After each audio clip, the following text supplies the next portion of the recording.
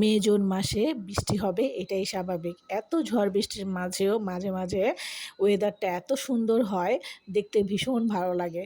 বাসায় হচ্ছে আম্মা অসুস্থ, আম্মার চোখ অপারেশন হয়েছে, চোখের লেন্স লাগানো হয়েছে। তো আম্মাকে দেখতে আমার কাজিনস শৈলিয়া স্নিগ্ধা এসেছিলো টেস্টি ট্রিটের কিছু খাবার নিয়ে। ভীষণ একটা আড্ডা দিলাম ওদের সাথে। তারপর আবার ওদেরকে আমার দাদার বাড়ি থেকে আম এসেছে, সেটা খেতে দিলাম। তো জম্পেশ একটা আড্ডা হলো, খাওয়া হলো। আমার দাদা মারা গিয়েছে 2000-এর শুরুর দিকে, কিন্তু দাদার স্মৃতি যেন এখনও আমাদের স্পর্শে লেগে আছে। তো এর মধ্যে আমার হাজব্যান্ডকে নিয়ে ডাক্তারের কাছে গিয়েছিলাম কিছু কমন কিছু রোগ টেস্ট করার জন্য। আর প্রত্যেকটা মানুষেরই উচিত রেগুলার ডাক্তারের ফলো আপে থাকা। তো আসার সময় তালেশাঁস নিয়ে এসেছিলাম। আর দেশি ফল কিন্তু বেশি দিন থাকে না, বেশ কিছু দেশি ফল আছে, দেশি ফল সবাই খাবেন। তো আম্মাকে দিলাম, আম্মাকে একটু এন্টারটেন করলাম, আম্মার সাথে কিছু ছবি রাখলাম। তো বিকেলবেলা হচ্ছে চিকেন একটা কাবাবের মতো করেছিলাম আর ফ্রেঞ্চ ফ্রাই করেছিলাম।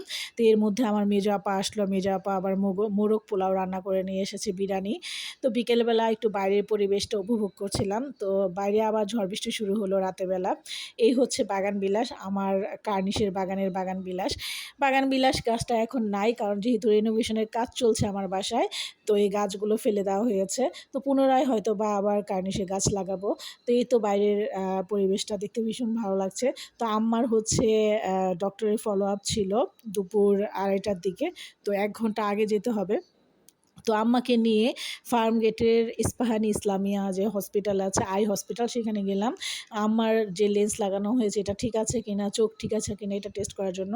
যেহেতু ডক্টর আসবে 2:30 বাজে, আমরা যেহেতু 1 ঘন্টা আগে গিয়েছি, অতক্ষণ তো আর বসে থাকা যায় না। এর মাঝে আমি একটা স্যান্ডউইচ খেলাম, তারপরে হচ্ছে বৃষ্টি নামলো, আমি একটু চা খেলাম, ভালোই লাগলো। তবে আই হসপিটালের পরিস্থিতি কিন্তু আগের তুলনায় অনেক ভালো হয়েছে, সার্ভিসও মোটামুটি ভালো।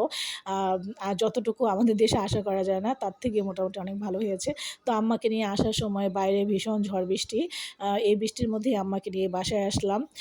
কি আর করার। তো বারান্দায় দাঁড়িয়ে দাঁড়িয়ে বাইরের বৃষ্টি দেখি। তো আম্মা আসলো, আম্মা রেস্ট নিল।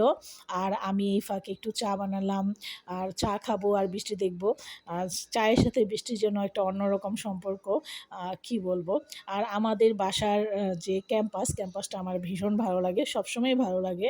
আর ক্যাম্পাসের সাথে যেন প্রকৃতির যে একটা নীরবতা, সৌন্দর্য আমাকে ভীষণ মুগ্ধ করে।